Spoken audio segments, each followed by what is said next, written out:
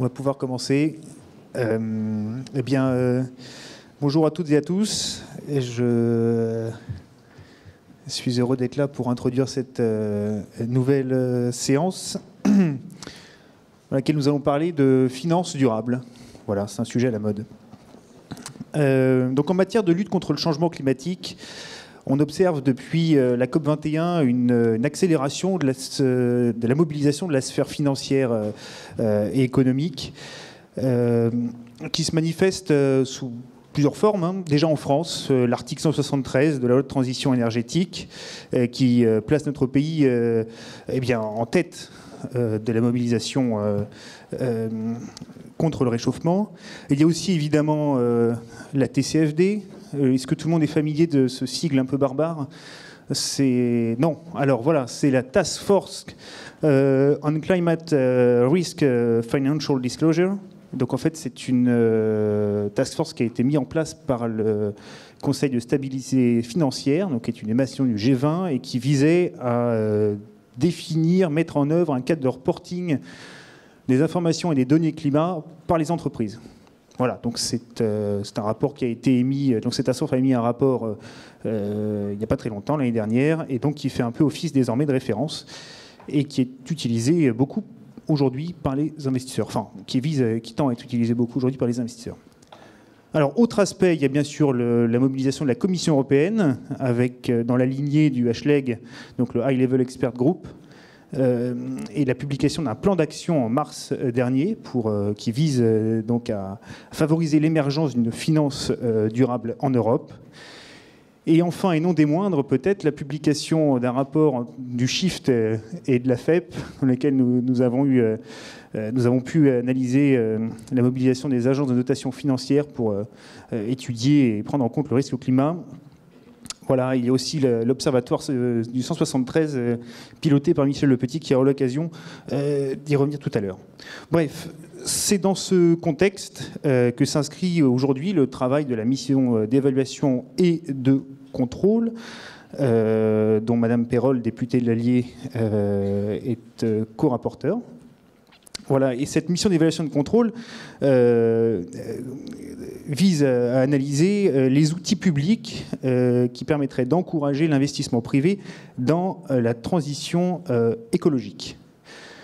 Voilà, donc pour évoquer ces aspects, j'ai donc l'honneur d'accueillir Madame Perol, mais aussi Monsieur Sourlas, qui est directeur adjoint à la direction de la gestion d'actifs à l'AMF, si je ne me trompe pas. Monsieur Jean-Yves Villemotte, qui est manager chez Carbon 4 et membre du Technical Expert Group de la Commission européenne, et Monsieur Michel Lepetit, vice-président du Shift Project et pilote de l'Observatoire 173. Alors, dans un premier temps, je vous propose, Madame la députée, si vous le voulez bien, nous présenter vos travaux et les conclusions que vous pourriez en tirer à ce stade. Et dans un second temps, j'inviterai nos intervenants à réagir à vos propos, et il y aura aussi l'occasion d'un échange avec l'assistance par la suite. Voilà. Bonjour à tous. Alors effectivement, je suis députée de l'Allier, une circonscription, je ne sais pas si vous connaissez, peut-être Vichy, circonscription assez rurale, on va dire. Mais en tout cas, je commence par remercier The Shift Project pour cette invitation et qui me donne l'opportunité de parler de financement de la transition écologique de manière générale et des travaux qu'on mène. Alors normalement, il était prévu que ce rapport, quand j'ai été invitée, devait être rendu public au moment où je vous parle. Sauf que ce n'est pas le cas et que la présentation de ce rapport a été reportée à plus tard dans le temps, début novembre. Donc, je ne ferai pas une présentation très précise de ce rapport, mais je pourrais vous en donner en tout cas les grandes orientations. D'autant plus que, et l'AMF le sait, on n'a pas attendu qu'il soit publié pour commencer à le mettre en œuvre parce qu'il y a déjà certains amendements que j'ai déposés dans le cadre de la loi Pacte et qui concernent la finance verte. Et il y a un amendement qui concerne l'AMF qui lui donne une nouvelle mission de veille de l'intégrité du marché de la finance verte à travers le contrôle des informations. Il y en a déjà une mise en œuvre. Alors peut-être une petite introduction sur pourquoi je m'intéresse à ces sujets. Déjà parce que je crois que moi j'étais sensibilisée au développement durable et à l'économie circulaire de manière générale dans le cadre de ma précédente fonction. J'ai une formation en fiscalité internationale, donc je n'étais pas forcément vouée à m'intéresser à ces sujets-là en premier lieu, mais je me suis écartée très vite de ce sujet, pour y revenir du côté prisme fiscalité environnementale, pour travailler dans un éco-organisme qui s'appelait Ecofolio, devenu Citeo, qui travaille dans le recyclage des papiers. Donc j'étais juriste et en charge des affaires publiques dans cet éco-organisme, et c'est comme ça que j'ai été sensibilisée finalement à cette économie que je ne connaissais pas. Mais aujourd'hui, je suis profondément convaincue que c'est le modèle vers lequel on doit aller de manière générale, et c'est pour ça que très vite, dans le cadre des travaux que j'ai eu à mener en commission des finances à l'Assemblée nationale, je me suis mobilisée sur ces sujets. Un sujet qui me mobilise aussi parce que, comme je vous le disais tout à l'heure, je suis députée d'une circonscription rurale. Et quand j'entends dire qu'il n'y a plus qu'à agir en matière de transition écologique et que finalement il n'y aurait plus à convaincre, je peux vous assurer que ce n'est pas forcément le cas. Il y a déjà à convaincre que c'est une vraie nécessité, que le réchauffement planétaire, ce n'est pas une lubie, c'est une réalité. Donc il y a un travail de conviction à faire sur le terrain, d'engagement profond, et moi c'est pour ça aussi que je me suis engagée dans l'Allier plutôt qu'ailleurs, de conviction d'un point de vue de la nécessité de transformer nos comportements et nos politiques publiques par rapport à cette nécessité d'aller vers une nouvelle économie. Donc vraiment un engagement que je porte aussi sur mon territoire, et puis aussi parce que c'est la conviction du président de la République, qui dès l'année dernière a mis en place le One Planet Summit, a poursuivi les Climate Finance Day parce que ça se faisait déjà avant, mais une volonté forte de s'investir politiquement sur ce sujet. Alors sur le rapport, déjà un petit état des lieux, mais je crois que vous êtes bien au courant, mais je pense qu'il est jamais, on va dire, c'est jamais du temps perdu que de répéter un peu quelques chiffres et de répéter cet état des lieux. Il y a un déficit d'investissement privé et public pour atteindre les objectifs de la stratégie nationale bas carbone. Ça, on le sait. Moi, en tant que parlementaire, par contre, et pas forcément initiée au sujet l'année dernière, quand j'ai découvert ce sujet-là, et que j'ai commencé à m'y intéresser de manière approfondie, c'est que la CNBC, c'est très bien, sauf que c'est pas chiffré. C'est-à-dire que je ne sais pas concrètement combien je dois mettre sur telle et telle politique et pour atteindre l'objectif qui est fixé. C'est un travail qui est mené aujourd'hui au niveau du gouvernement, et moi je l'engage, on va dire je pousse à ça, à ce qu'il y ait un chiffrage, mais je crois qu'on devrait l'avoir d'ici la fin de l'année. Alors on va avoir sur la nécessité, ce que ça représente pour atteindre les objectifs qu'on se fixe dans la SNBC d'investissement public. Dans l'idéal de l'idéal, il aurait été bien de pouvoir chiffrer aussi ce qu'on attend comme investissement privé derrière, mais c'est déjà un premier pas. Le panorama des finances publiques, enfin des finances climat, qui aujourd'hui est mené par le think tank I4C, nous dit que 32 milliards ont été investis en France en 2016, dont 15 milliards d'euros provenant des banques commerciales et des marchés financiers, 7 milliards d'euros de l'autofinancement des ménages et des entreprises, et 9 milliards d'euros des administrations publiques et des institutions financières. Donc ça, c'est la répartition aujourd'hui des financements climat en France. Tout ça, c'est inférieur de 13 milliards d'euros à la fourchette basse au montant d'investissement annuel qui devrait nous permettre justement d'atteindre les objectifs qu'on se fixe dans la stratégie nationale bas carbone dont je parlais juste avant. Au niveau européen, la Commission européenne, elle dit que le besoin d'investissement supplémentaire, il est de 180 milliards d'euros par an pour réduire de 40% les gaz à effet de serre. Donc, comme je le disais, une des premières propositions du rapport, mais on a encore une fois bien engagé le gouvernement à le faire pour qu'on l'ait d'ici la fin de l'année, c'est un chiffrage de SNBC pour avoir une vision claire des investissements nécessaires et notamment des investissements publics.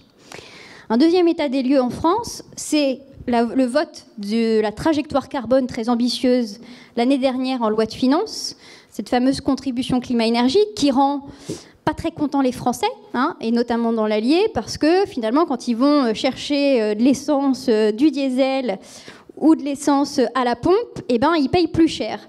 Je vous invite, parce que là, pour le coup, je viens de remettre et présenter un rapport sur la fiscalité environnementale en France la semaine dernière, sur le sujet de la fiscalité environnementale. Le gros sujet qu'on a aujourd'hui, c'est que les Français ne comprennent pas, mais parce qu'on ne leur a pas expliqué de manière très claire que dans le prix qu'ils payent à la pompe, il y a, oui, le prix de la TICPE. Dans cette TICPE, il y a une partie qui est la contribution climat-énergie, qui explique l'augmentation notamment, alors il y a aussi le prix du baril, mais il y a aussi cette contribution climat-énergie qui n'est pas visible dans le prix à la pompe. Il n'empêche que c'est une taxe carbone qui nous place aujourd'hui parmi les États européens les plus ambitieux en la matière, hein, parmi les premiers de la classe, on va dire, du point de vue de la tarification du carbone. Donc ça, c'est un élément très très important. Comme je vous le disais, il n'empêche que cette trajectoire carbone, elle nous amène à plusieurs défis. C'est de traiter les différentes niches fiscales qu'il y a, les dépenses fiscales défavorables à l'environnement qu'il y a en parallèle, parce que plus vous augmentez la contribution climat-énergie, plus les remboursements qu'on fait, par exemple la TICPE, on la rembourse aux transporteurs routiers, enfin aux transporteurs de marchandises, et donc du coup, par équilibre, cette dépense fiscale environnementale, elle va augmenter, puisque la contribution climat-énergie augmente de ce fait. Donc il faut qu'on ait une sortie progressive de ces dépenses fiscales défavorables à l'environnement aussi. Alors il n'y a pas que les transporteurs routiers de marchandises, il y a d'autres secteurs, et d'ailleurs en loi de finances, il y a déjà des premières propositions en la matière. Et puis il y a une visibilité aussi à donner aux Français par rapport à l'utilisation de cette taxe. Qu'est-ce qu'on en fait ? On en fait des choses, hein. Déjà aujourd'hui, vous avez 7 milliards, cette taxe, la TICPE rapporte à l'État 13 milliards d'euros en 2018. Comme je vous disais, la TICPE, à l'intérieur de cette TICPE, il y a la contribution climat-énergie qui représente plus de 2 milliards. Et aujourd'hui, les Français nous disent, les ONG environnementales, les acteurs économiques nous disent, nous on veut savoir, nous on veut bien payer, mais on veut savoir ce qu'on en fait.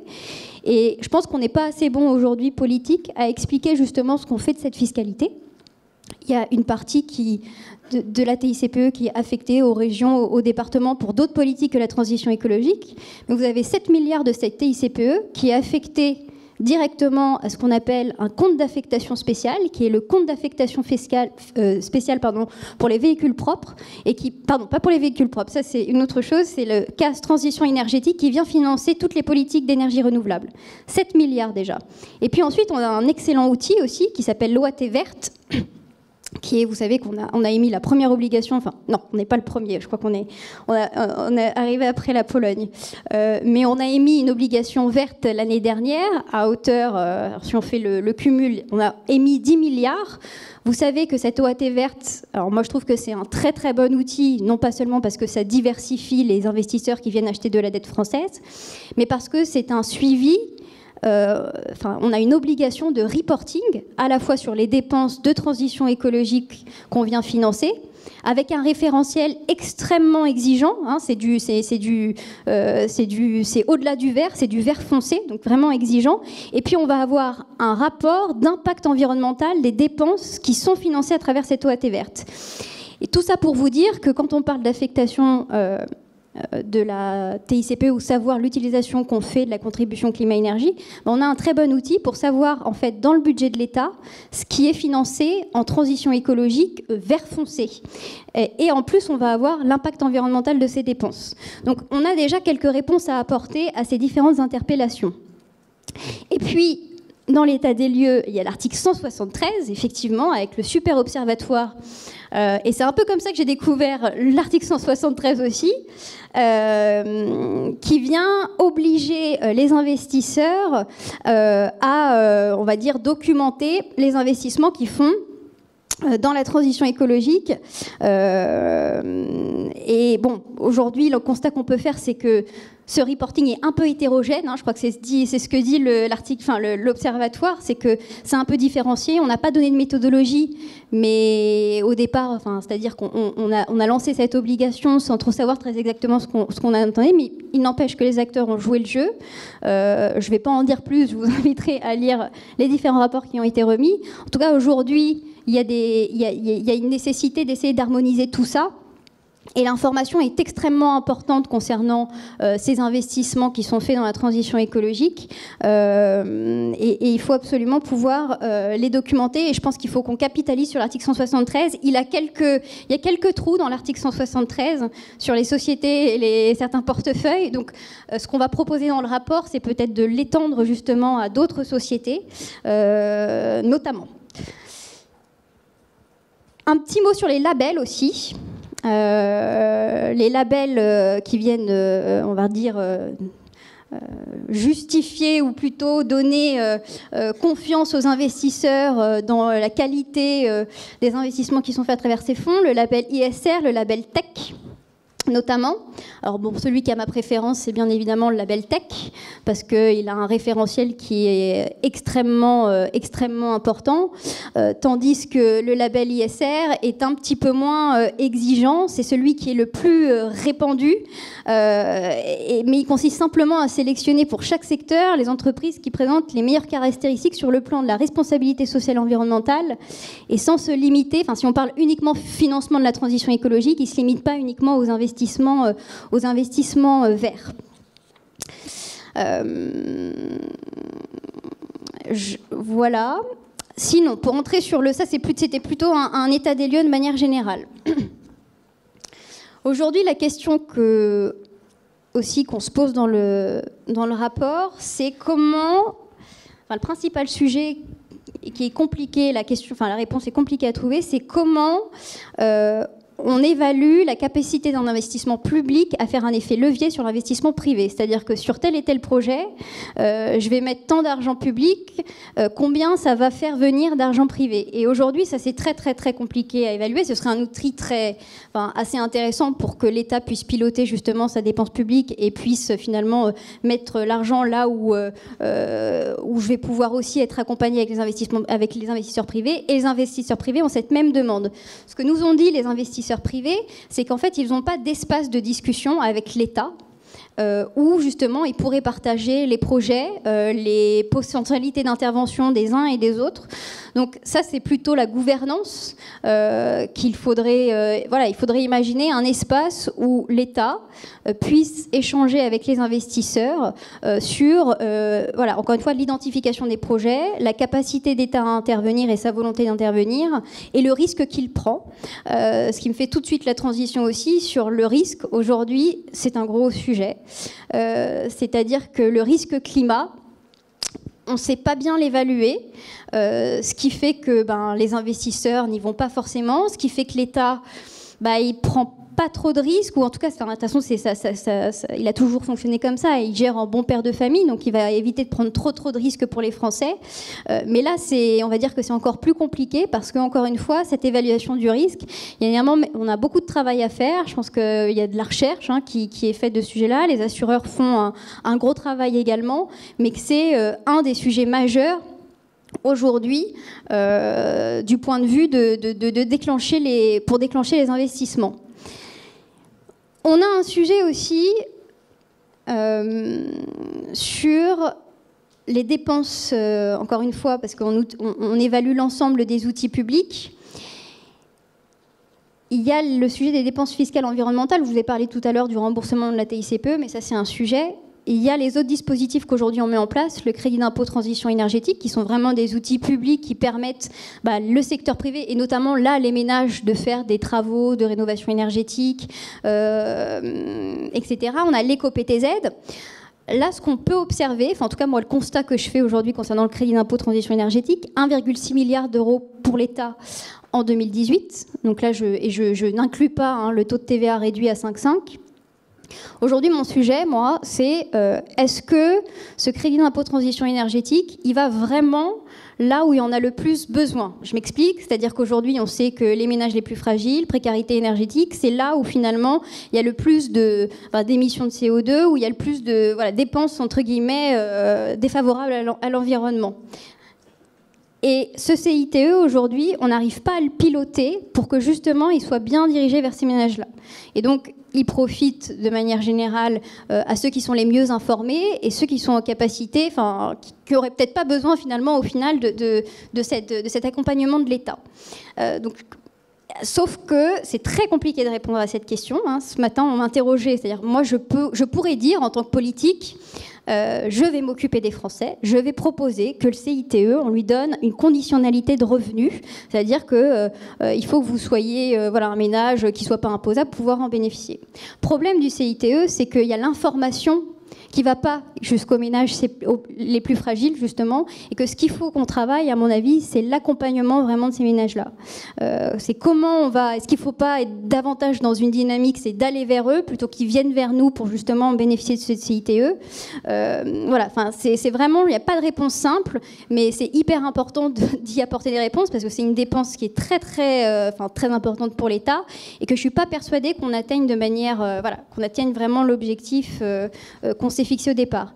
Il y a l'éco-PTZ aussi, qui pour moi est un très bon outil, l'éco-PTZ, puisqu'en fait, il vous incite à faire un bouquet de travaux, et donc du coup, on a une vraie rénovation de manière globale du logement. Le problème, bon déjà on a un problème aujourd'hui en ce moment, vous savez que les taux sont bas, donc il n'y a pas forcément d'incitation financière à aller faire de l'éco-PTZ qu'autre chose. Et puis il y a un autre sujet aussi, donc, comme quoi l'augmentation des taux parfois peut avoir du bon, même si on ne l'espère pas. Mais là aussi il y a un autre sujet, c'est-à-dire que moi je ne suis pas persuadée, et c'est ma collaboratrice qui a fait l'essai d'aller à la banque du coin, et que notre conseiller, justement, nous explique, et que lui-même soit dans une démarche de dire, je vous propose l'éco-PTZ, il faut que vous fassiez, vraiment inciter à faire un vrai bouquet de travaux, il faut que vous fassiez cet investissement, vous allez avoir des économies d'énergie par ailleurs, donc finalement, au final, vous allez y gagner.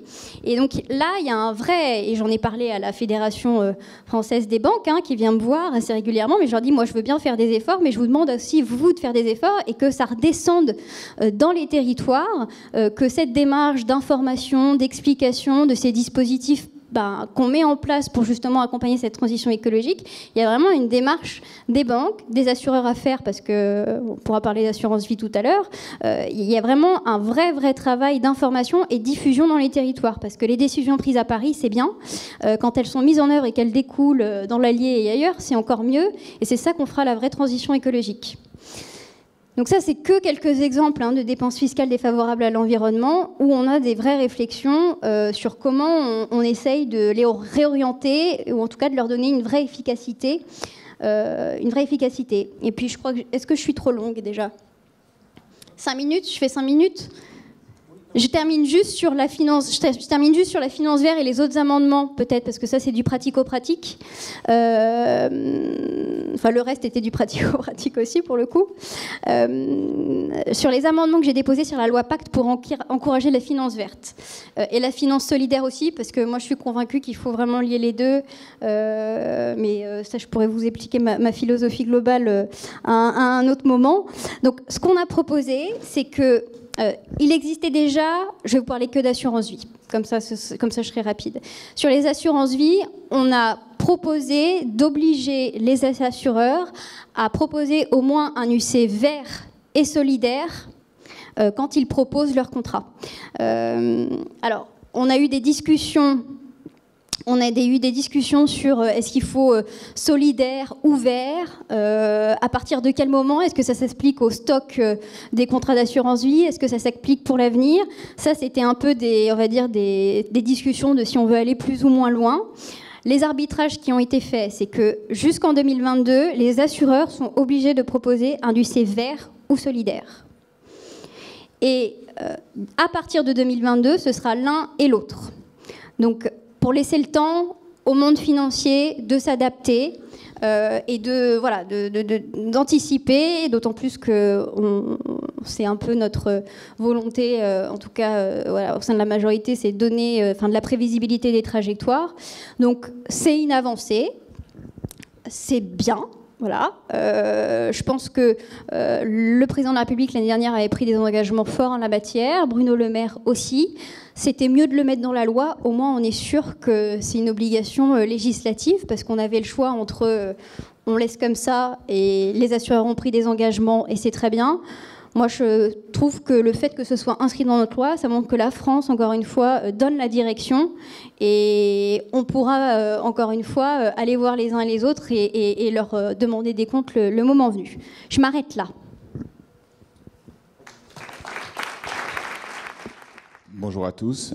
Donc on a lancé l'Observatoire il y a maintenant 1 an et demi, avec une première édition qui est parue l'année dernière. L'Observatoire, il s'appelle Assurance Vie Climat.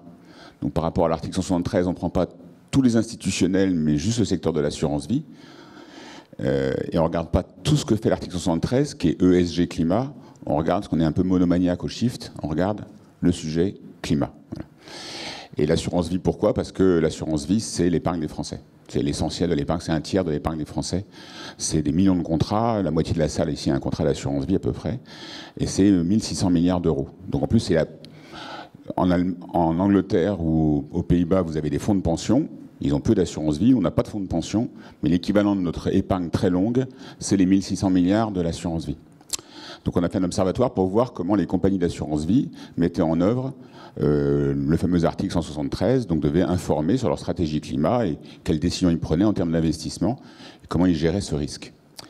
Donc il y a un premier observatoire l'année dernière, vous verrez, on a dressé un panorama général en regardant 12 compagnies, parce que le secteur est très concentré. Il y a à peu près 90 compagnies d'assurance vie en France, mais avec 12 compagnies, et vous les connaissez, hein, c'est Crédit Agricole, BNP, AXA, Generali et autres. Avec 12 compagnies, vous avez 75% du marché. C'est très, très, très concentré. On a fait un premier constat que le sujet était compliqué l'année dernière et qu'il fallait beaucoup travailler, parce qu'effectivement, comme disait Madame la députée, le sujet est complexe. Donc on est très heureux. Ça corrobore un rapport qu'on a sorti au Shift sur le risque, les méthodologies d'analyse du risque climat, où on a pointé du doigt, avec Romain et avec Laurent Morel qui est là-bas au fond, on a pointé du doigt le fait que le sujet prenait de plus en plus d'ampleur, le sujet climat. Tout le monde intègre le fait qu'il y a une spécificité du sujet climat maintenant, par rapport à d'autres sujets ESG plus généraux. Et puis le fait que c'était très très compliqué. Et on a pointé du doigt le fait qu'il fallait des moyens énormes. Donc l'observatoire, c'est aussi la façon de voir comment les compagnies d'assurance vie se dotent de moyens et mettent en œuvre ces analyses de risque. Alors juste 2 mots sur la prochaine mouture. Donc ça sortira d'ici quelques semaines. Il y aura 2 volets. Il y aura un premier volet qui sera un volet réglementaire. On fait un rapport, on regardera tout ce qui se passe, et c'est le sujet est très très actif. Hein.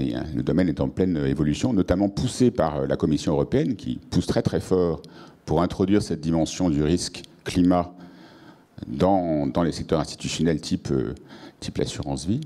Donc on regarde qu'est-ce qui se passe du point de vue de réglementation et comment les mentalités vont changer du côté des assureurs. Parce que l'analyse qu'on a fait l'année dernière, et puis on a regardé cette année de nouveau, vous avez un article 173, il y a une publication tous les ans d'un rapport article 173 par les compagnies. Donc on pointe du doigt, vous verrez sur le Shift, si vous voulez les consulter, vous pourrez les consulter, les 12 rapports des 12 grandes compagnies d'assurance vie, article 173, mais elles ont d'autres obligations par une réglementation qui s'appelle Solvabilité 2, les compagnies d'assurance vie, et où on leur demande de faire un rapport public, c'est l'Union européenne qui leur demande ça, de faire un rapport public tous les ans sur leur gestion des risques.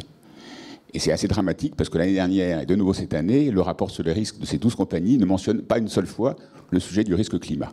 Donc on constate une sorte de schizophrénie dans ces belles compagnies entre l'appréhension du risque, tel que tout le monde, vous, ici dans la salle, je pense, vous êtes tous convaincus qu'il y a un risque climat qui existe, et le fait qu'ils se contentent d'en parler dans un rapport un peu spécifique, qui est le rapport article 173, mais que ça ne devient pas mainstream du tout. C'est pas encore la direction du risque, la direction de l'investissement. Ce sujet du risque climat paraît encore un peu lointain.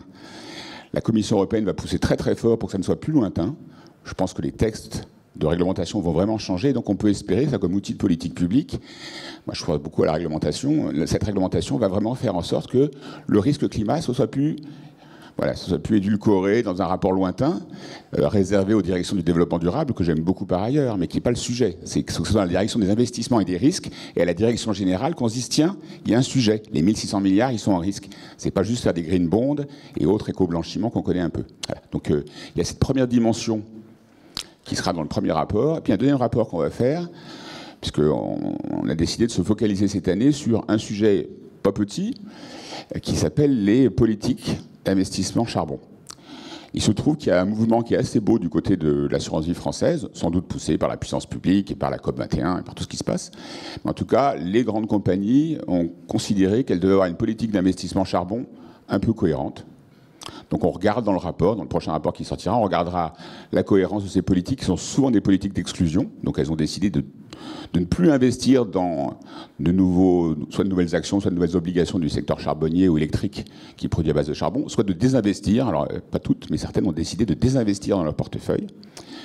Et donc on fera un commentaire sur cette stratégie, qu'est-ce que ça veut dire ?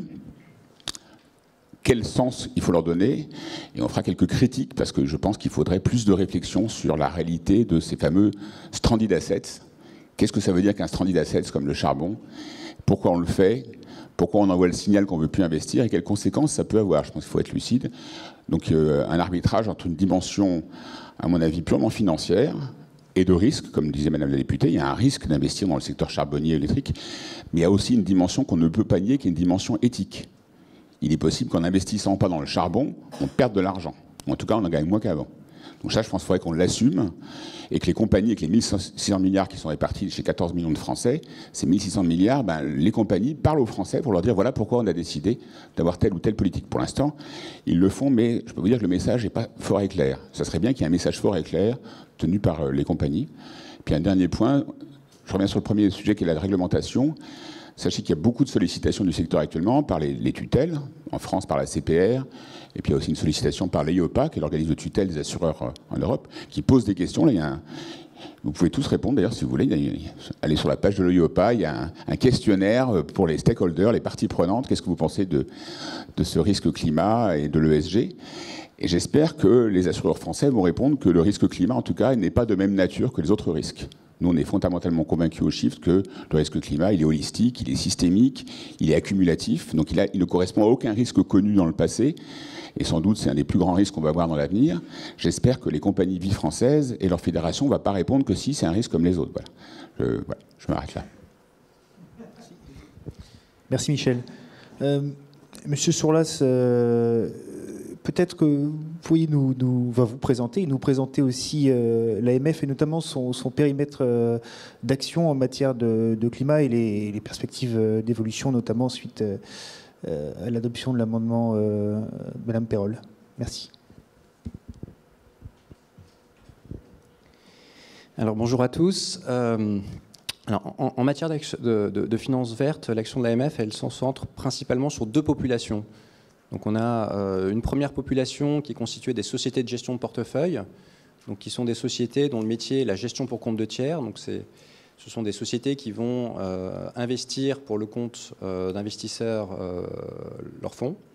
Et puis on a une deuxième population qu'on va appeler les sociétés cotées, voilà, qui sont des émetteurs, qui ont besoin de financement et qui sont également dans le périmètre d'intervention de l'AMF. Donc on a eu une action à l'égard de ces deux populations dans la durée, qui depuis un certain nombre d'années maintenant.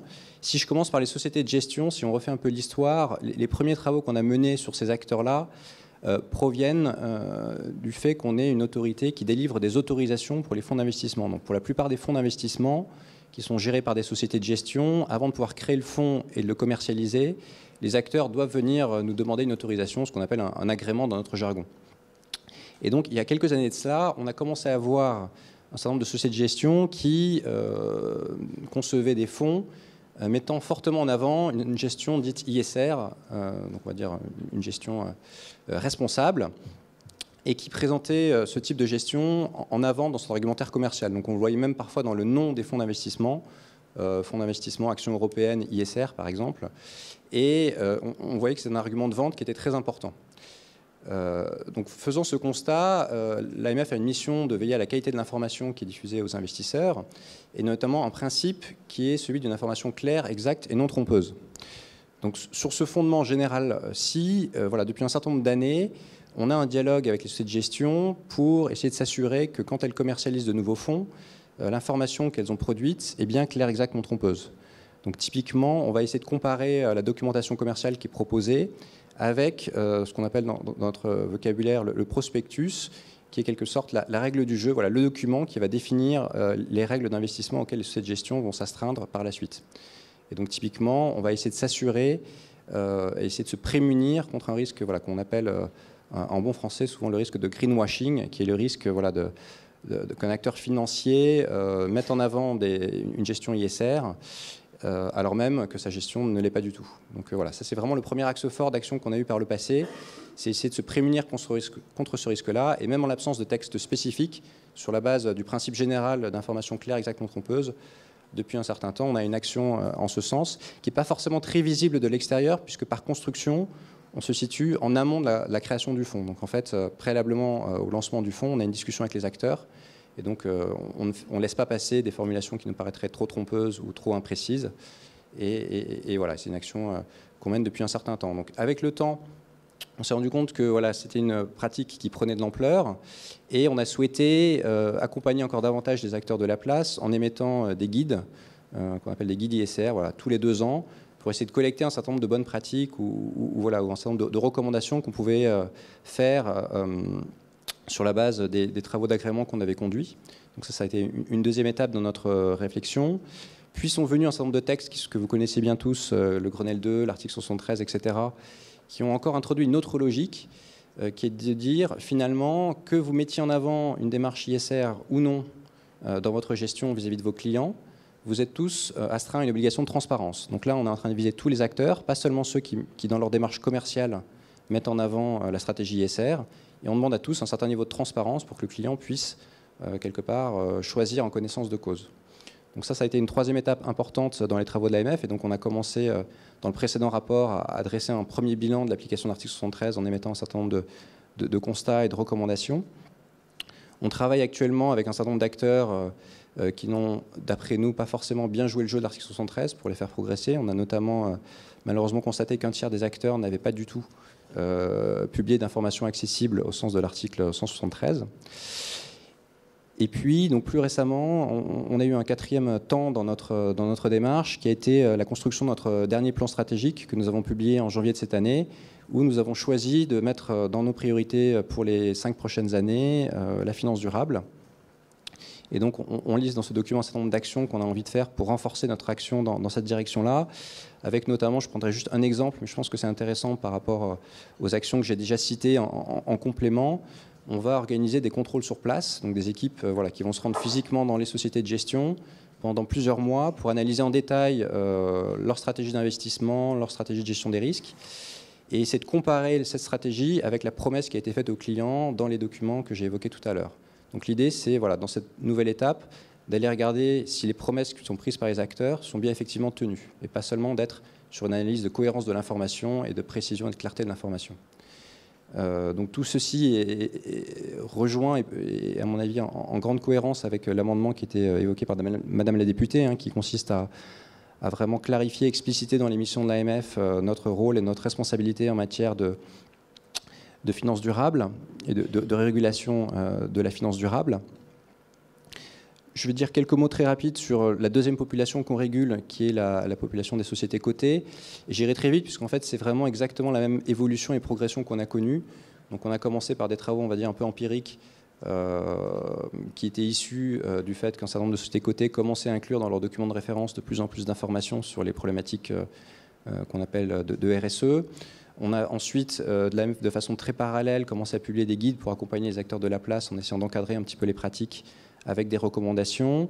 Puis est venu le 3e temps des textes nationaux français avec Grenelle 2 et l'article 173. Et puis, donc, plus récemment, donc, on a évidemment embarqué cette population-là également dans notre plan stratégique et dans nos priorités pour les 5 prochaines années. Donc voici en quelques mots, et je ne doute pas qu'il y aura d'autres choses à dire là-dessus pendant la table ronde, quelques actions que nous avons menées en France. Arthur, votre question posait aussi sur notre action à l'international et en particulier au niveau européen, puisque comme vous le savez, la Commission européenne a publié une proposition assez ambitieuse sur certains aspects sur la thématique de la finance durable. Un certain nombre des propositions font écho d'ailleurs avec des propos qui ont déjà été tenus ici. Donc parmi les nombreuses initiatives, celles sur lesquelles je peux peut-être revenir, je rebondirai sur le conseil bancaire dans l'Allier. Il y a une démarche qui est assez intéressante et qu'on avait notamment nous-mêmes évoquée au sein de l'AMF dans notre dernier rapport ISR, qui est de se dire finalement il y a un paradoxe qui est lié au fait qu'aujourd'hui tous les sondages qui sont publiés par différents instituts ou organismes montrent qu'il y a un véritable appétit de la part des particuliers, des investisseurs particuliers pour cette thématique de la finance durable et notamment des fonds ISR. Et il y a une forme de paradoxe parce que quand on regarde les chiffres, aujourd'hui, l'écrasante majorité des investisseurs dans ces fonds d'ISR sont des investisseurs institutionnels. Donc il y a une espèce de paradoxe qui est de dire pourquoi, alors qu'il semble y avoir une demande, est-ce que l'offre ne semble pas rencontrer la demande et où se situe le blocage ? Et donc nous, on avait une réflexion assez intéressante et qui est reprise par la Commission européenne, qui est de dire qu'il y a finalement peut-être des choses à faire au niveau du distributeur, finalement, la personne qui est face au client. Moi, j'ai une anecdote d'une ONG, d'une personne qui travaille dans une ONG bien connue, une des plus connues, qui travaille sur les problématiques d'environnement, qui nous disait, moi, ça fait 10 ans que mon conseiller bancaire, je vais le voir tous les ans pour lui demander des conseils sur la façon de préparer ma retraite. Il ne m'a jamais proposé un produit ISR. Et donc, la question, c'est comment est-ce qu'on peut inciter, encourager les acteurs à aller davantage dans ce sens-là. Et donc, ce que propose la Commission européenne, c'est d'inclure dans le cadre des questions que les distributeurs, donc les conseillers, doivent poser aux clients avant de leur proposer un instrument financier. Donc aujourd'hui, il y a un certain nombre de questions qui sont obligatoires, qui portent sur l'horizon d'investissement, la liquidité de l'investissement, le niveau de risque que l'investisseur est prêt à prendre. Ces objectifs, rajouter une dimension objectif ESG, donc pour demander aux clients s'ils souhaitent des investissements donc, qui prennent en compte cette dimension, et ensuite obliger les distributeurs, si les clients le souhaitent, à leur proposer des produits qui présentent ces caractéristiques-là. Donc voilà, ça c'est une première initiative de la Commission que je trouve assez intéressante. Une deuxième initiative qui est assez intéressante, mais je pense que mon voisin de gauche en parlera bien mieux que moi, c'est tout ce qui relève des indices financiers, donc la proposition de normaliser un peu plus la méthodologie pour un certain nombre d'indices dits bas carbone. Voilà, pour nous, c'est une démarche qui est assez intéressante parce que beaucoup de personnes pensent, quand on parle d'indices, à la gestion passive. Alors la gestion passive, dans l'univers des fonds d'investissement, c'est une classe d'actifs importante qui représente des montants importants. Donc c'est déjà en soi un levier significatif. Ce que tout le monde sait peut-être un peu moins, c'est que pour la très grande majorité des fonds destinés aux investisseurs particuliers en France aujourd'hui, même les fonds dits de gestion active se comparent à des indices financiers. Donc dans leur prospectus, ils ont une stratégie qui est d'essayer de battre un certain indice.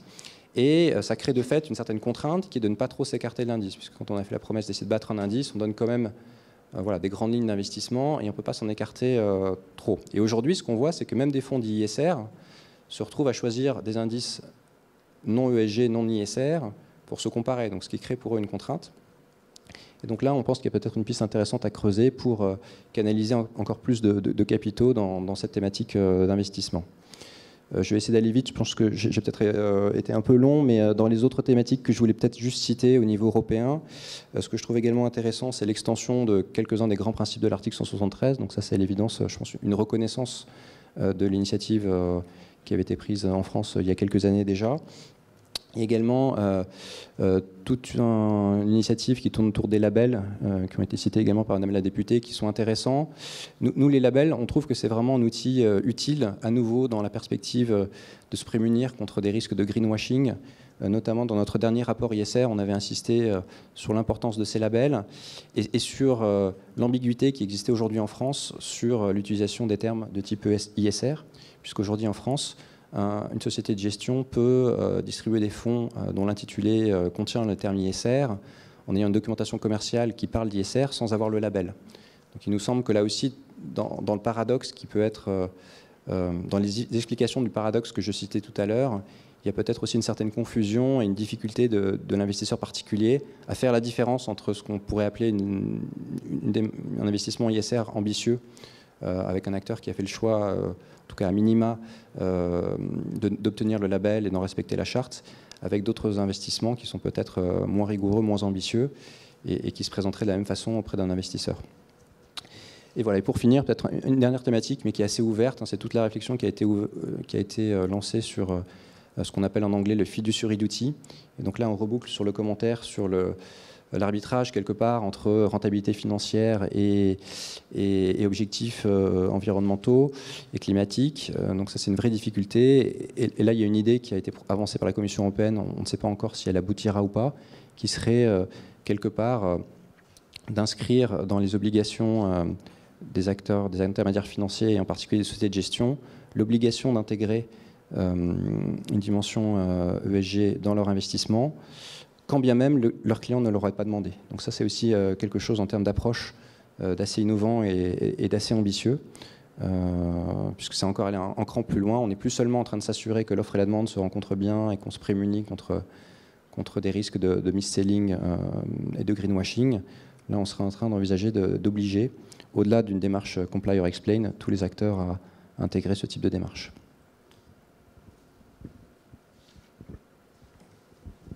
Merci beaucoup. Jean-Yves, je vais te repasser le micro tout de suite. Si tu pouvais nous dire un petit mot justement de ton côté d'expert du groupe technique, ce qui se passe un peu sur les indices, les agences de notation, etc. Enfin, la taxonomie aussi.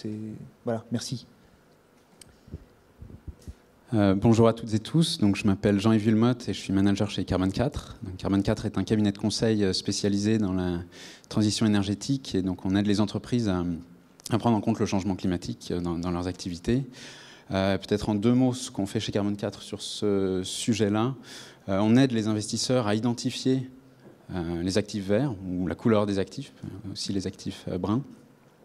Et donc ce qu'on leur fournit, c'est des métriques, c'est de la donnée pour qu'ils puissent justement changer leur stratégie de construction de portefeuille et investir sur des entreprises qui contribuent plus à la transition énergétique. Et donc dans ce cadre-là, on a développé des méthodologies qui permettent de mesurer le risque climat dont on parlait tout à l'heure. Et donc aujourd'hui, avec ces données-là, les investisseurs peuvent construire des portefeuilles qui minimisent les risques climatiques de transition et les risques physiques. Donc ça, c'était un petit aparté, mais qui nous a valu une place dans le TEG, ce qu'on appelle le TEG, donc le comité d'experts de la Commission européenne sur la finance durable, ou la finance soutenable, Sustainable Finance. Donc peut-être pour repréciser les 3 grands objectifs de la Commission européenne sur ce sujet finance durable. Le premier, c'est de réorienter les capitaux vers une économie durable. Donc en gros, si on considère le système financier comme le carburant du monde économique, l'idée c'est qu'il peut avoir un effet de levier en investissant plus sur des activités bas carbone et donc en réduisant les investissements sur les activités fortement carbonées. Donc d'où l'enjeu d'arriver à mesurer où est-ce qu'il faut désinvestir et où est-ce qu'il faut plus investir. Donc ça, c'était le premier point. Deuxième point, c'est intégrer le climat comme facteur de risque systémique pour le secteur financier. Donc ça aussi, on l'a mentionné un certain nombre de fois. Mais aujourd'hui, c'est acquis, enfin, en tout cas pour les gens qui ont regardé le sujet, que le climat va devenir un risque systémique. Et donc qu'on va devoir le gérer au même titre que plein d'autres risques. Donc il va devoir être intégré dans la gestion des risques. Et donc la Commission européenne pousse très fort dans ce sens. D'ailleurs, ce qui est notable, c'est que l'entité qui s'occupe de ça, la Commission européenne, c'est pas la DG Environnement, c'est la DG FISMA, donc Stabilité financière. Donc c'est important à noter. Et le troisième point, c'est promouvoir la transparence nécessaire, parce que forcément, dès lors que vous allez choisir d'investir dans telle entreprise plutôt qu'une autre, est-ce que vous avez besoin de savoir déjà où elle en est et puis où est-ce qu'elle veut aller, donc aussi avec une dimension d'ambition stratégique, de réorienter les business models. Et donc tout ça, c'est aujourd'hui des éléments qui n'étaient pas très présents dans les rapports annuels, qui sont demandés par la TCFD dont on a parlé tout à l'heure, et donc qui sont un besoin réel des investisseurs pour savoir justement comment ils peuvent réorienter leurs capitaux. Donc pour remplir ces 3 objectifs, donc en 2016, il y a eu effectivement la constitution ce qu'on appelle en français le HLEG, donc le High Level Expert Group, donc un groupe d'experts de haut niveau sur la finance durable. Donc qui a mis un an à faire un rapport qui est sorti début 2018 avec plein de recommandations justement pour faire évoluer le système et prendre en compte toutes ces dimensions, donc notamment climat. Parfois c'est un petit peu plus large à l'environnement, mais l'idée c'est que c'est vraiment le climat qui doit être pris en compte par tout le secteur financier. Et ensuite ça a été très vite, donc en mars 2018, la Commission européenne a sorti son plan d'action. Donc avec quelques recommandations, enfin pas mal de recommandations du HLEG qui ont été reprises, parfois un petit peu modifiées, mais en tout cas assez ambitieux. Et dans la foulée, mai 2018, donc 3 propositions de loi, donc déjà dans la mise en place du plan d'action. Donc le premier sur la taxonomie, donc l'élaboration d'une taxonomie verte, c'est en gros avoir une nomenclature d'activités qui sont vertes et donc des critères qui permettent de dire si une activité est verte ou pas. Alors aujourd'hui, je vais y revenir, mais c'est principalement climat et ça va s'étendre progressivement à d'autres indicateurs environnementaux. Donc première proposition de loi sur la taxonomie, la deuxième sur le reporting ESG, donc comme je vous l'ai dit, la transparence sur le reporting est essentielle dans ce sujet-là, et le troisième donc sur les benchmarks, qui propose en fait deux sortes de benchmarks, donc un qui est low carbon benchmark, donc en gros un benchmark bas carbone qui réduit l'empreinte carbone d'un indice par rapport à son univers de référence. Et puis un autre qui est très intéressant, qui est le Positive Impact Carbon Benchmark, où l'idée c'est de prendre aussi en compte les émissions évitées. Donc c'est non seulement pas de prendre en compte les entreprises qui ont des faibles émissions, mais aussi celles qui permettent de les réduire quelque part dans le système. Et bon, là aussi, je ne peux pas détailler, mais ça serait intéressant. Il y a des papiers de recherche qui montrent qu'il ne suffit pas d'investir dans des zones bas carbone. Par exemple, le luxe est très bas carbone. Mais il ne permet pas de contribuer à la transition énergétique. Donc il faut aussi prendre en compte cette dimension contribution avec un indicateur positif qui sont les émissions évitées. Et donc pour ces trois propositions de loi sont aujourd'hui au Parlement européen, et en parallèle de ça, la Commission européenne a créé donc ce comité d'experts techniques dont je fais partie, avec 4 sous-groupes donc pour travailler à la fabrication d'actes délégués. Donc c'est l'équivalent des décrets d'application en loi française, d'actes délégués. Et donc il y a 4 sujets. Donc la taxonomie. Donc en gros, la proposition de loi donne le grand cadre, mais c'est le groupe d'experts qui doit vraiment établir la taxonomie. Donc quelles sont les activités qui sont vertes. Un groupe sur les green bonds. Donc vous savez que les obligations vertes est un marché en pleine croissance au niveau mondial. Et donc la Commission européenne, donc l'Europe veut développer un standard qui permet de normaliser un peu ce qu'on appelle un green bond ou pas. Donc le TEG travaille là-dessus, donc il y a un sous-groupe. Le troisième sous-groupe, c'est celui sur les indices, les benchmarks dont je fais partie.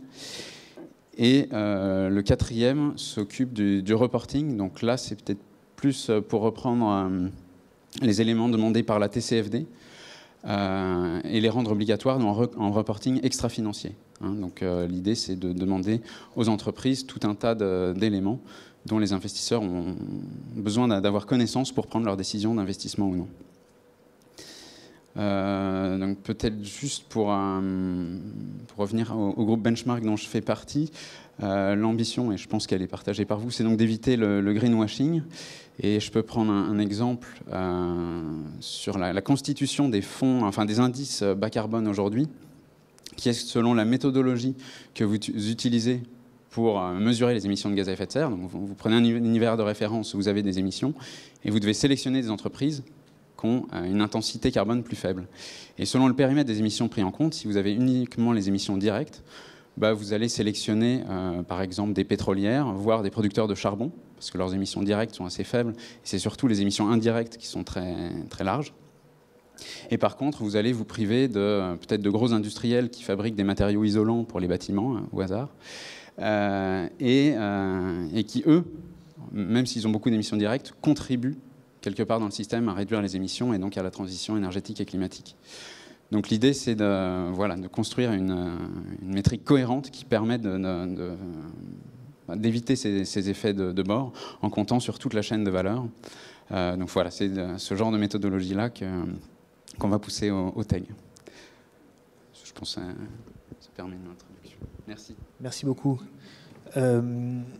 Donc là, ça fait à peu près 3 ans que l'article 173 est entré en vigueur. Je crois que c'est le 17 août 2015, si mes souvenirs sont bons. Après 3 ans d'application, si je puis dire, quelles seraient, selon vous, les évolutions qu'on pourrait, les améliorations peut-être qu'on pourrait y apporter?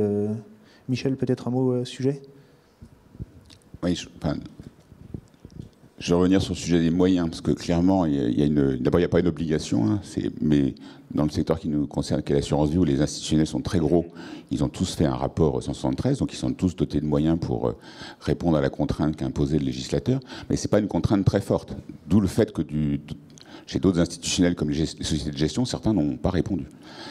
Dans l'assurance vie, la plupart des gens répondent, bien sûr. Après, c'est quel effort est fait pour prendre vraiment en considération ce risque et cette transition.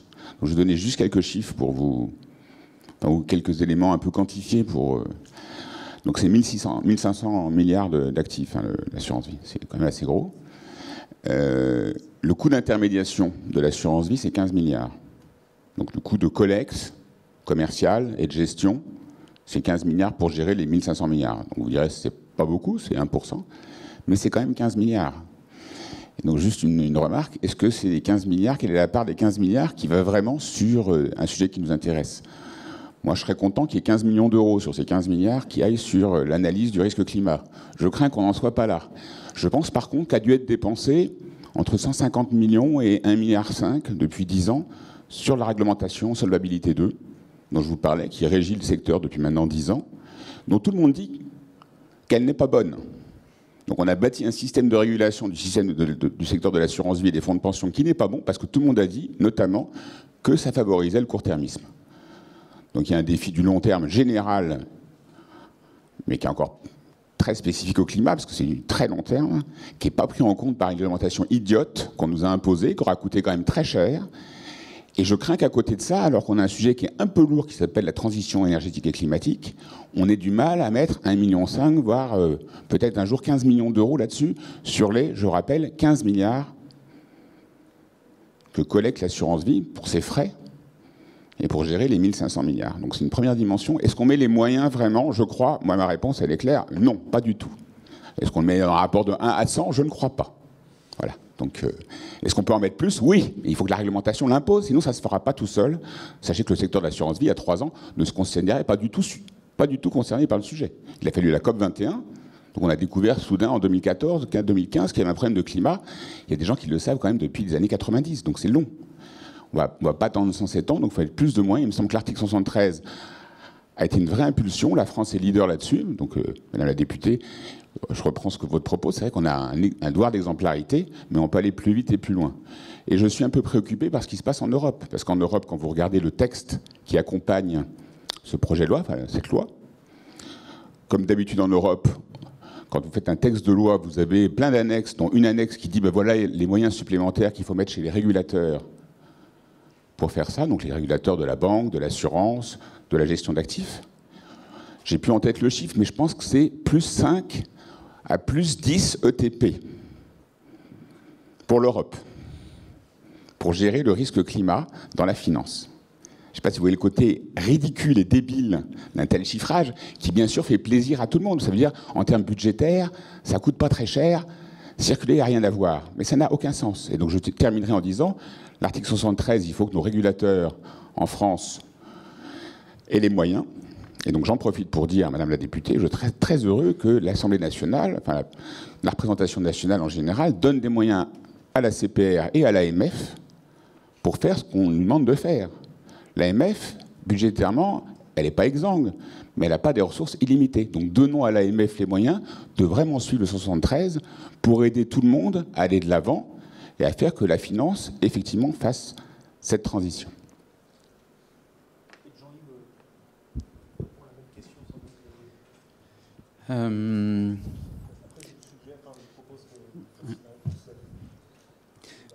Disons que ça a permis à tout un tas d'acteurs de mettre un premier pied dans le climat, un mot qui sans doute ils n'avaient jamais entendu au cours de leur carrière parce qu'on leur avait jamais demandé, donc ça permet une lente sensibilisation. Et surtout en fait du côté des investisseurs qui étaient sur la partie ISR, donc investissement socialement responsable. Donc ceux qui faisaient déjà du responsable ont trouvé sur le climat un socle solide qui était engageant, donc ils se sont, je pense, appuyés pas mal là-dessus. Ce qui manque maintenant, c'est d'entraîner tout le reste, c'est-à-dire l'essentiel des montants, et notamment avec le sujet risque, qui aujourd'hui, je pense, ils ont beaucoup de mal à visualiser les conséquences en termes, les conséquences financières que peuvent engendrer les risques climatiques. Et donc, ça va passer. Je pense qu'il va falloir des modélisations macroéconomiques pour que l'ensemble des acteurs financiers se rendent compte qu'il faut se dépêcher d'intégrer tous ces éléments-là et que ça devienne mainstream, comme l'a dit Michel Lepetit. Excusez-moi, je viens d'apprendre que vous deviez partir dans très peu de temps, donc je vais vous donner la parole pour que vous puissiez réagir à ce qu'il vient de dire. Merci. Je vais juste réagir à la petite interpellation déjà dans un premier temps sur les personnels. Oui, et en même temps, il y a des choix politiques à faire. Moi, tout le monde vient me voir en me disant il faut des ETP plus par-ci, par-là. Il y a CAP 2022 qui est censé déjà réfléchir effectivement aux missions des services publics et d'ensuite, à partir des missions qu'on veut donner aux différents ministères et à l'administration, il faut effectivement, en fonction de ça, diminuer ou redispatcher là où il y en a le plus besoin. Mais je partage entièrement sur la nécessité, et ce matin j'avais une conversation sur est-ce que vous ne pensez pas qu'il faut qu'il y ait plus de personnes spécialisées en matière environnementale à Bercy, et notamment à la DLF et la DGFIP? Oui, parce que quelqu'un qui réfléchit au futur de l'IS ou au futur de l'imposition des entreprises, il a besoin, si on veut vraiment faire la transformation du modèle, vu que la France, sa politique économique, elle l'a fait surtout sur sa politique fiscale. La politique fiscale fait un peu la politique économique. Si on veut transformer notre modèle économique, on a besoin d'avoir des personnes qui pensent environnement et qui pensent vert, pour être un peu simpliste, dans ces ministères-là. Donc il faut de nouvelles personnes. Et à l'AMF, la première question qu'on m'a posée quand j'ai déposé cet amendement et qu'il a été rendu public, qu'on a eu une discussion autour de ça, c'était mais est-ce que vous avez prévu, Madame la députée, de donner plus de moyens à l'AMF effectivement pour faire ce travail-là, qui est un gros travail de fourmi pour assurer l'intégrité du marché. Donc j'entends, je sais, il y a des choix politiques à faire, je ne suis pas toute seule à les faire, mais en tout cas je suis assez convaincue sur la nécessité de ce point de vue-là de renforcer un peu les obligations. Sur l'article, plus précisément sur l'article 173, et pour réagir un peu à ce qui était dit sur la nécessité de faire, parce que le reporting c'est bien, c'est un peu comme la RSE, c'est qu'on peut dire beaucoup de choses dans le reporting, mais en fait en opérationnel, qu'est-ce qui se passe? Le gros sujet, je vais faire un peu une indirecte pour répondre à votre question, le gros sujet aujourd'hui pour qu'on ait une vraie transition et que vraiment les investissements et que les investisseurs aillent et qu'on aille vers la transition écologique. Moi, j'ai l'impression, en tout cas de ce que j'ai vu, de ce que je vois sur, encore une fois, ma circo, parce que c'est ça être un député, c'est s'inspirer de ce qui se passe, des projets qui existent et de ce qui se passe un peu plus là-haut.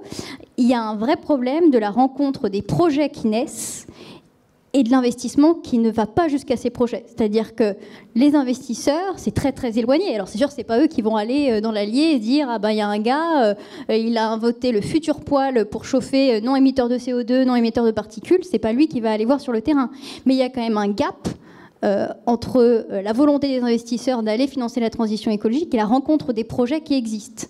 Et ça, pour faire la vraie transition et pour qu'on démultiplie les moyens, pour que les assureurs investissent plus, dans la nécessité de mettre plus de TP pour travailler sur ces sujets-là, concrètement, il y a un autre problème à résoudre qui est comment je fais rencontrer, encore une fois, l'offre et la demande. Et encore une fois,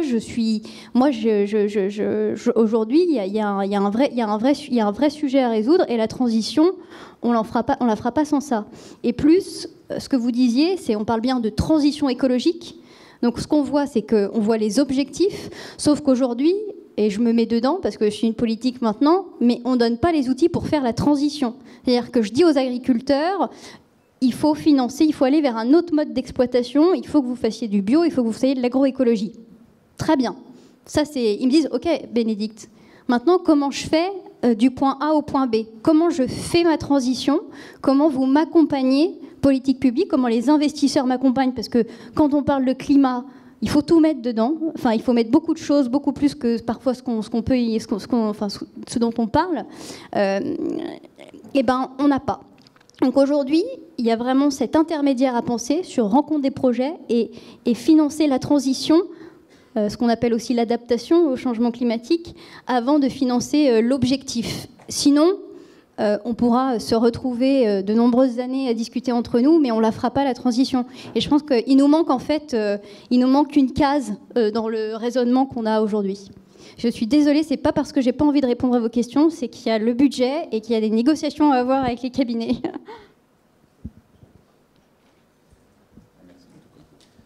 Mais merci d'être là et d'être venu jusqu'ici. Alors, je ne vais pas prendre position sur les ressources de l'AMF. En tout cas, merci Michel pour votre message. Sur les limites, on va dire, de l'article 173, je pense qu'en tout cas, nous, Aujourd'hui, à l'AMF, on pense qu'il y a encore des marges de progrès importantes au niveau de l'application du texte en l'état. Donc, on pense que c'est un texte qui est encore, dont l'application est encore assez largement perfectible et on y travaille. Je pense par ailleurs que, en termes d'information, de mon point de vue, on risque d'atteindre à un certain stade une limite. C'est-à-dire qu'à force de proposer, de demander plus d'informations sans définir nécessairement de méthodologie contraignante ou sans avoir une harmonisation un petit peu contrainte des pratiques, c'est vrai que le risque, c'est qu'on touche à un certain moment à une limite. Et notamment, c'est quelque chose qu'on voit bien aujourd'hui à l'AMF, c'est qu'agir sur des grands principes, ça permet de critiquer, on va dire, les comportements les plus trompeurs ou les plus déraisonnables. Mais une fois qu'on a fait ça, il reste encore toute une variété de pratiques et de façons différentes de décliner une méthodologie ESG qui fait que voilà, tout un champ des possibles qui crée une certaine complexité pour l'investisseur en termes de pure information. Je pense que par ailleurs, il faut réfléchir de façon assez holistique à l'information. Donc l'article 73, c'est un des morceaux du puzzle parmi d'autres. C'est pas forcément la première information que l'investisseur, en tout cas particulier, voit au moment de sa décision d'investissement. Donc c'est aussi ce qui est intéressant dans le foisonnement d'initiatives qu'on est en train de constater aujourd'hui, c'est qu'on voit bien qu'on essaie d'attraper cette problématique-là par différents angles et de différentes façons, et chaque approche est assez complémentaire. Et puis ensuite, effectivement, au-delà de l'information, après, il y a aussi d'autres étapes, avec éventuellement des actions plus contraignantes ou plus directes.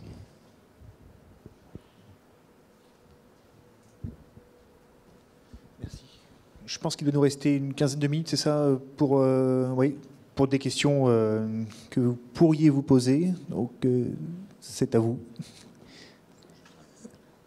Oui. En attendant les questions, juste un point. Sachez que le Shift travaille sur un nouveau projet autour de ces problématiques de risque énergie-climat qui sont liées à ce qu'on appelle la pratique des scénarios. Donc la fameuse task force internationale à la TCFD a proposé qu'on développe la méthodologie des scénarios, c'est-à-dire qu'on se projette un peu comme dans les scénarios du GIEC. Les entreprises et les investisseurs se projettent à très long terme et analysent leur stratégie par rapport à une vision de très long terme autour du sujet du risque climat, risque physique et risque de transition. Le Shift fera un rapport qui sortira l'année prochaine sur ce sujet. Rebonjour, du coup toujours Sébastien Béquignon, toujours entrepreneur. En fait, ça fait un moment que je passe dans divers collectifs, c'est-à-dire que le Shift Project c'en est juste un d'entre eux. J'aurais besoin, si vous avez du coup, d'une liste de toutes les lois contraignantes que je puisse distribuer. Est-ce que vous auriez ce genre d'informations ?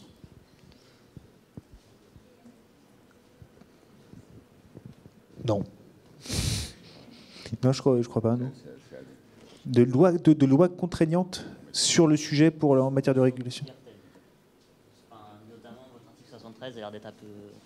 L'article 73, par exemple, a l'air d'être un peu magique. L'idée, c'est quel texte, notamment dans les SCOT, dans des textes de loi, est-ce qu'il y aurait des choses particulières qui ont déjà été utilisées à travers différents élus et des textes de loi contraignants qui ont déjà apporté des résultats, et est-ce qu'il y a des morceaux de liste qui se baladent qu'on pourrait récupérer pour distribuer ensuite ?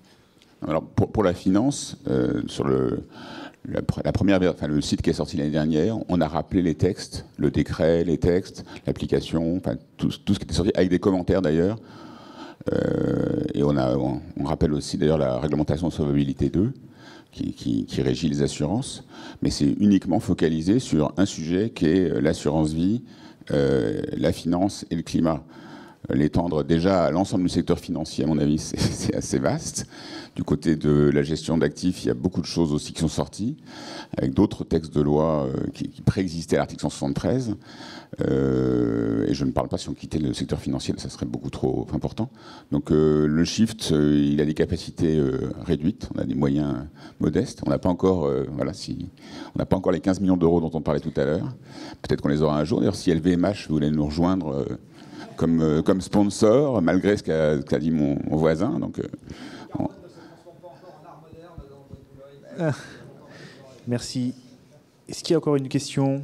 Bonjour, Naïk Kozanet, Agence française de développement. Je serais intéressée à vous entendre sur la question des métriques portant sur la résilience. On a beaucoup parlé du climat sous l'angle émissions, émissif, peu émissif, beaucoup émissif. Mais dans l'accord de Paris, on a aussi cette question des territoires résilients. Et comment vous intégrez cette question qui croise à la fois la question énergie, mais aussi la question milieu naturel, résilience territoriale. Merci. Et sociale d'ailleurs. C'est une question pour toi. Donc en effet, on a une méthode qui permet de mesurer les risques physiques, hein, donc, qui sont les risques physiques, c'est les risques directs liés au changement climatique, hein, donc montée des eaux, les tempêtes qui augmentent, tout ce qu'on appelle les aléas climatiques. Et en fait, c'est une méthode, donc on ne compte pas les émissions de gaz à effet de serre, c'est une méthode toute autre, où on croise l'exposition de l'actif. Donc est-ce qu'il est vulnérable à cet aléa, et puis une projection de cet aléa dans le futur. Et donc en gros, on regarde une route. Est-ce que, par exemple, elle est sensible à la hausse des températures? Oui ou non? Enfin, bien sûr, il y a plusieurs crans. Et puis, dans la géographie considérée, est-ce que la température va monter d'un petit peu, beaucoup, voilà. Et donc c'est en croisant cette matrice aléa et vulnérabilité qu'on arrive à mesurer les risques physiques et donc la résilience, qu'après il faut augmenter justement en venant, de la même manière qu'en atténuation, vous allez réduire les émissions de gaz à effet de serre, et ben, en adaptation, vous allez réduire votre exposition aux risques physiques. Et donc cette méthodologie, donc on l'a fait pour les entreprises, les corporates, mais aussi pour les acteurs financiers. Et l'AFD a été un sponsor, donc vous devez avoir accès à tout, enfin le guide méthodologique est public, et puis vous devez avoir accès à tout le développement de cette méthodologie. Donc juste, vous verrez dans la note finale qui sortira sur la réglementation, il y aura un pointeur vers un rapport qui est sorti de l'ACPR, le régulateur des banques et des assurances, qui a fait une sorte d'analyse de risque. Ils ont fait une petite enquête de risque sur le secteur de l'assurance. Et alors c'est amusant parce qu'ils ont regardé les portefeuilles obligataires, hein, c'est essentiellement des grands portefeuilles obligataires, les 1600 milliards dont je vous parlais. Et ils ont décomposé ça par pays. Et après, ils ont regardé le risque pays, le risque climat physique, hein, lié à chacun des pays. Et ils font le constat que, comme c'est des portefeuilles obligataires qui sont plutôt dans la zone euro, on n'est pas beaucoup dans les pays émergents, hein, dans l'assurance vie française. On investit plutôt dans des titres euros. Donc les risques physiques sont assez faibles. Mais il y a un petit alinéa. Ils ont remarqué quand même qu'il y a à peu près, je crois, 6% des portefeuilles qui sont dans les Pays-Bas. Donc, sous réserve que le sujet des Pays-Bas et que la résilience des Pays-Bas au sujet des inondations et de la montée des eaux soit traitée, il n'y a pas trop de risques dans les 1600 milliards. Donc, ils étaient un peu confus parce qu'ils disaient, bon, est-ce qu'on écrit ça? Ils l'ont quand même écrit. Donc, j'imagine que diplomatiquement, vis-à-vis de nos voisins, ils ont dû faire attention à ce qu'ils écrivaient. Mais ne vous inquiétez pas pour l'instant, les Pays-Bas ne sont pas encore sous l'eau tout de suite. On a un peu de temps, et généralement, le risque portera peu. Pour ce qui est des autres pays, sachez que le risque est très très faible, donc il y a très très peu d'obligations ou d'actions sur des pays hors zone euro. Et le risque principal qui a été identifié dans les articles 73 que j'avais regardé l'année dernière, c'était le risque immobilier. Donc c'est vrai qu'il y a à peu près 5 à 10% des portefeuilles, dans les 1600 milliards, il y a à peu près 5 à 10% d'immobilier. Et les assureurs ont bien conscience que pour certains types d'immobilier, ça pourrait être risqué. Mais comme l'essentiel de l'immobilier est en France, et que la France est un pays sur lequel le risque physique est quand même pas très sensible, hein, par rapport à beaucoup d'autres pays, généralement les assureurs considèrent que c'est résilient. Voilà. Rapidement aussi. Merci. Alors, moi j'avais une question de Jean-Marc. J'ai droit? Non, je ne veux pas te voler la parole. Monsieur le Président. Il faut bien que ça serve à quelque chose. Moi, je voudrais revenir sur un sujet qui a été évoqué par Michel et embrayer sur une question pour Jean-Yves sur la confusion. Le risque de confusion majeure que je vois dans Vert, ESG, climat, ISR, etc. Les objectifs de développement durable de l'ONU, il y en a 17. On en prend n'importe lequel des 17. Il est orthogonal à un des 16 restants. Donc c'est très facile de se référer à quelque chose qui est une collection d'objectifs souhaitables et de dire je suis responsable ou je suis vert ou je sais pas quoi ou je suis propre sur moi parce qu'il y a un des trucs auxquels je colle. Et en fait c'est tout le débat entre l'obligatoire et le facultatif. Dit autrement, est-ce que si on fait 8 objectifs sur 10 dans l'ESG et qu'on rate complètement le climat, ça passe la rampe ou pas quand même? Donc j'ai une première question pour Jean-Yves qui est: est-ce que la structure des débats actuellement à la Commission s'oriente autour de ce que je crois lire dans le texte qui est sorti avec, en 1, il y a le climat émission, en 2, il y a le climat résilience, et ensuite on verra le reste? Et est-ce que c'est bien ça qui est en train de se passer? Et la deuxième chose, dans le deuxième débat que je vois risqué, c'est la différence entre moi ce que j'appelle nommer l'objet et nommer l'action. Alors nommer l'objet, c'est le truc qui est simple, facile et qui va pas demander les 15 000, qui va même pas demander les 15 millions réclamés par Michel. C'est de dire une voiture électrique, elle est verte, quel que soit le cas de figure. Donc si elle est verte, qu'elle fait 2,5 tonnes et qu'elle est en Chine avec l'électricité au charbon, elle reste verte. Si elle se rajoute aux voitures à pétrole qu'on ne supprime pas par ailleurs, elle reste verte. On s'en fout, les voitures électriques c'est vert. Alors que nommer l'action, c'est si je suis capable de dire qu'à l'arrivée de mon action avec mon investissement, j'ai moins d'émissions au global qu'au départ, alors c'est vert. Et si je ne suis pas capable de le démontrer, c'est pas vert. La deuxième option a l'inconvénient de devoir payer une armée de consultants parasites dans notre genre pour faire des calculs et vérifier qu'on n'a pas fait n'importe quoi. Donc ça coûte de l'argent et ça risque de se voir objecter qu'on a fait une connerie, alors que la première, c'est très simple. On a un inventaire à l'après-vert, on coche les cases, ça coûte rien et on est sûr d'être propre sur soi. Donc mon pari, c'est que l'essentiel du monde financier va pousser pour nommer l'objet. Bon, et donc deuxième question à Jean-Yves, est-ce que c'est bien ça qu'on est en train de constater ? Et si tu réponds pas honnêtement, je te vire. Non, pardon.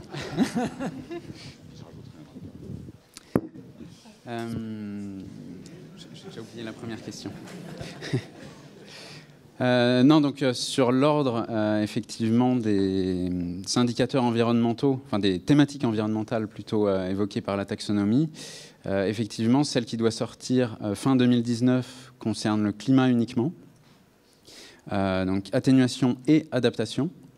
Sachant qu'il y a quand même une limite de no harm sur les autres, donc ne pas aller à l'encontre des autres objectifs environnementaux qui doivent être eau, biodiversité, pollution et économie circulaire, je crois. Et ceux-là sont échelonnés dans le temps pour 2021 et 2022. Et donc ça veut dire qu'on pourra avoir une activité qui est bonne pour la biodiversité du moment qu'elle ne nuit pas au climat, donc qu'elle n'augmente pas les émissions de gaz à effet de serre. Mais en tout cas, c'est le climat qui a bien été pris en priorité par la Commission européenne. Pour la deuxième question, je pense que tu as raison, c'est-à-dire qu'on s'oriente vers une classification sectorielle avec des seuils.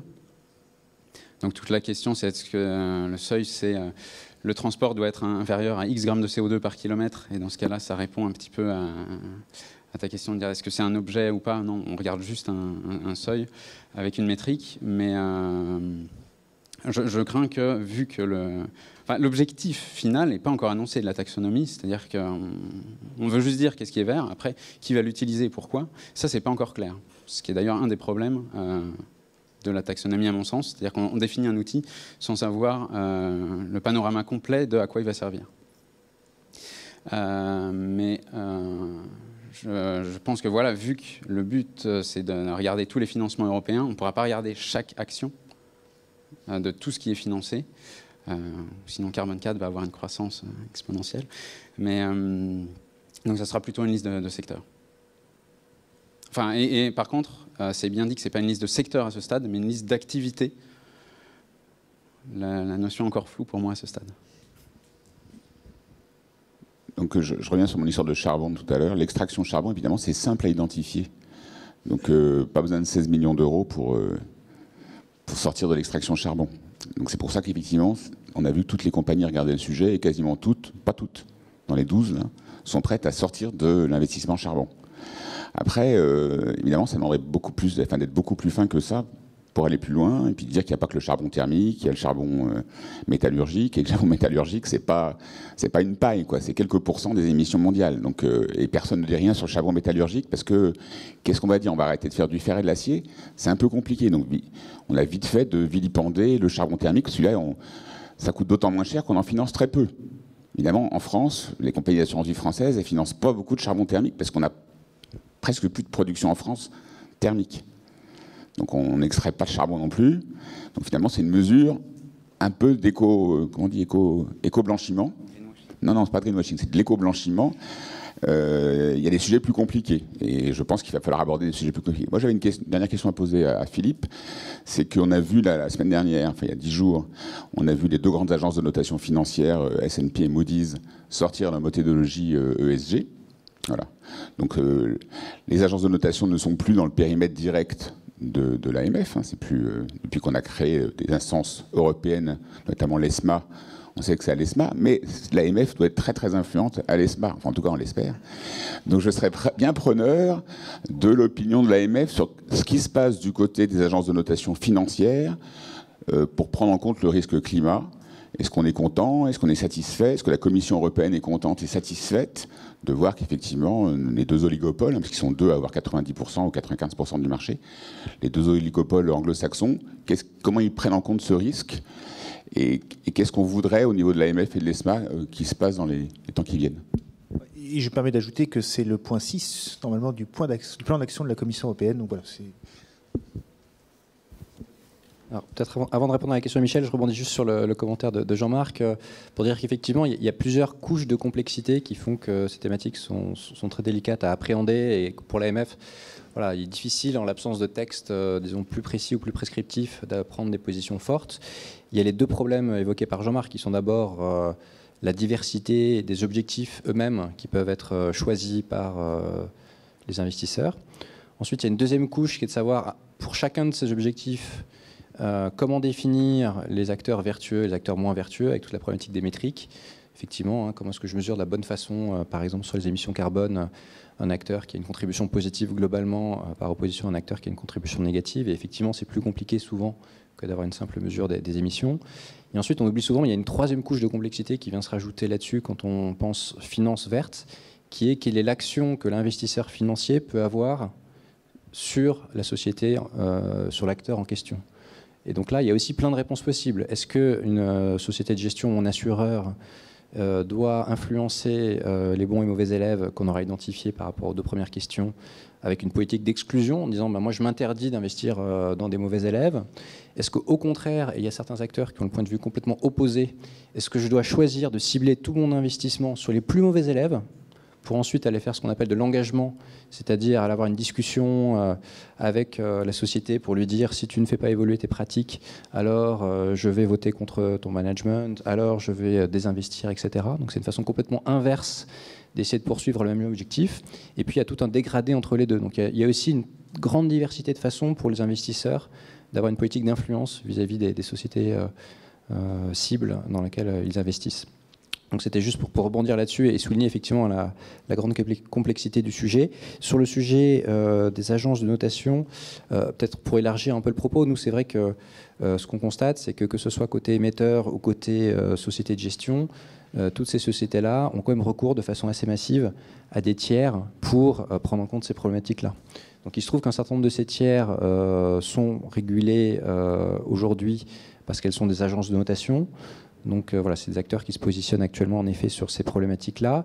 On a aussi une deuxième population qui va devenir régulée dans les prochains mois, en tout cas dans les 2 prochaines années, qui sont les administrateurs d'indices dont on a parlé, qui ont aussi un rôle important à jouer et qui peuvent aussi être prestataires pour fournir des données aux différents acteurs.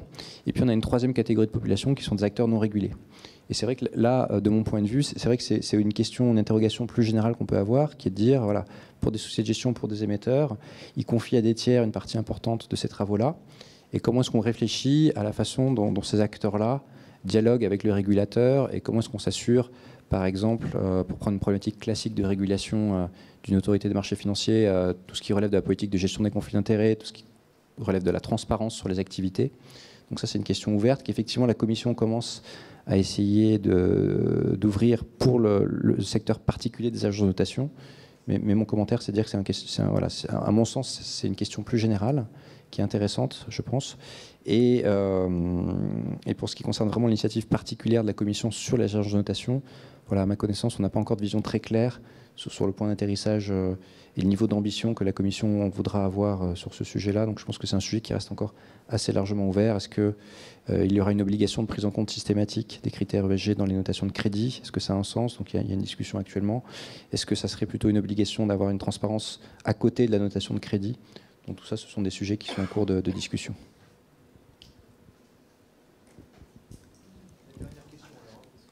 Bonjour, je m'appelle Boris Kaliogny, je suis doctorant en 2e année en Russie, donc où il fait froid. Il y avait des possibilités de faire des grosses choses sur l'efficacité énergétique, par exemple. Mais en général, ça nécessite de gros investissements sur des périodes de moyen à long terme. Et donc, les investisseurs, ils veulent rien entendre s'ils ne voient pas sur 3-5 ans. Donc, ma question, c'est de savoir quel est l'état des choses en Europe. Est-ce que les marchés voient à 5, 10, 15 ans? Est-ce qu'ils regardent aussi les garanties qu'il peut y avoir? Et pour rebondir aussi, ce serait pour savoir si quelqu'un a une opinion sur le projet de Pierre Larrouturou, si je me souviens bien, qui propose de construire de créer une banque pour l'énergie, pour la transition énergétique de l'Europe, et qui pourrait permettre justement cette garantie pour les marchés financiers. Merci. Juste 2 petites réponses très rapides. Pour ce qui est de la France et de l'Europe en général, il y a un acteur dont on n'a pas beaucoup parlé cet après-midi, c'est les banques. Moi, j'ai beaucoup parlé de l'assurance vie parce que c'est énorme comme relation entre un investisseur et une entreprise qui fait des émissions d'obligations. Donc on le finance à long terme en achetant des obligations. On dit que c'est désintermédié. Mais l'essentiel, 75% des financements, 2 tiers des financements en France encore, c'est d'abord des financements bancaires. C'est un banquier qui connaît son client et qui l'accompagne. D'ailleurs, je n'ai pas rebondi sur ce qu'a dit Madame la députée, mais normalement, sur le terrain, il y a beaucoup de banquiers, notamment de banques locales, qui sont là pour accompagner les projets et faire des financements type 3 à 5 ans. C'est clairement encore dans l'orbite du secteur bancaire. Malheureusement, on a une réglementation qui a réduit la taille des bilans et surtout la durée de financement des banques pour des raisons qu'on connaît suite à la crise de 2008, mais qui fait qu'elles sont moins allant pour financer le long terme, notamment la transition. En tout cas, pour ce qui connaissent le terrain, c'est plutôt eux qui connaissent le terrain que les sociétés de gestion d'actifs ou que les assureurs vie qui sont souvent à Paris, qui n'ont pas du tout les antennes des milliers de banquiers qui sont sur le terrain pour connaître les projets. Donc ma première réponse, moi, c'est il y a un secteur qu'il faut mobiliser maintenant à fond là-dessus, c'est le secteur bancaire et notamment les banques locales, les grandes banques locales qu'on a. On a la chance d'en avoir des assez puissantes en France, donc elles devraient se mobiliser là-dessus. Voilà, je pense que c'est un... Sur Larrouturou, j'ai une anecdote, j'ai pas eu le temps de poser la question à Madame la députée, c'est que nous on pousse, en tout cas à titre personnel, je pousse depuis très longtemps à ce que la Banque de France, que la Banque Centrale Européenne, mais en fait c'est chacune des banques nationales, la Banque de France, fasse une analyse risque climat sur ses portefeuilles obligataires, puisque vous savez que depuis maintenant 2 ans, massivement, les banques centrales européennes ont acheté d'abord des titres obligataires de souverains, donc elles ont acheté de la dette française, donc il y a une grosse partie de la dette française qui est maintenant dans le bilan de la Banque de France. Personne ne le sait trop, mais c'est quand même significatif. Moi, je dirais à peu près 15%. Enfin, c'est pas un petit montant, c'est quelques dizaines de milliards d'euros. Mais aussi, depuis maintenant 18 mois, ça c'était il y a 3 ans, depuis 18 mois, elles se sont mises à acheter des obligations d'entreprise. Donc la Banque de France, dans son bilan, a plusieurs milliards d'euros d'obligations d'entreprise. Et donc on poussait l'idée qu'avec d'autres, que ce serait bien que la Banque de France fasse une analyse du risque de son portefeuille, puisque c'est un investisseur maintenant, elle a acheté des obligations, elle est investisseur, qu'elle regarde à l'aune du risque climat, qu'est-ce qu'il en est, et puis que la Banque des Pays-Bas le fasse, et ainsi de suite. Et donc on a une sorte de... On a déjà une banque qui fait des financements à long terme aux entreprises, ça s'appelle la Banque de France. Voilà. Je voulais la citer, peut-être pas besoin de la recréer.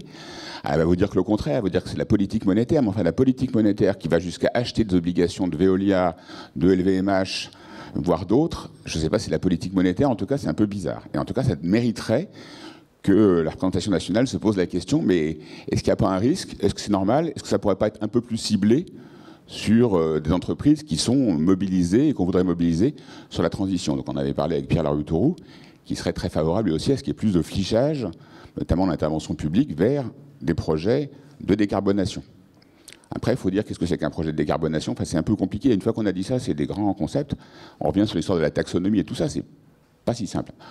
J'espère que la Banque de France n'a pas acheté trop d'entreprises dans le charbon. Mais encore une fois, je vous dirais, il n'y a pas beaucoup d'entreprises françaises qui font des extractions de charbon, donc ça tombe bien. Voilà, donc, puis globalement, l'économie française est assez décarbonée. Mais c'est vrai qu'on a déjà un outil de puissance publique qui a investi des milliards, voire des dizaines de milliards dans les entreprises privées. Je pense à moindre des choses, c'est qu'elle nous dise ce qu'elle en pense en termes de risque climat. En plus, ça servirait pour les autres banques à regarder elles-mêmes leur portefeuille et peut-être à participer à ce débat sur les méthodologies. Comment on fait pour analyser ce risque qui est très très compliqué, comme tout le monde a dit à cette table, ce risque climat qui est très compliqué à appréhender. Voilà. Bien, merci beaucoup à tous les trois pour cette intervention et ces éclairages.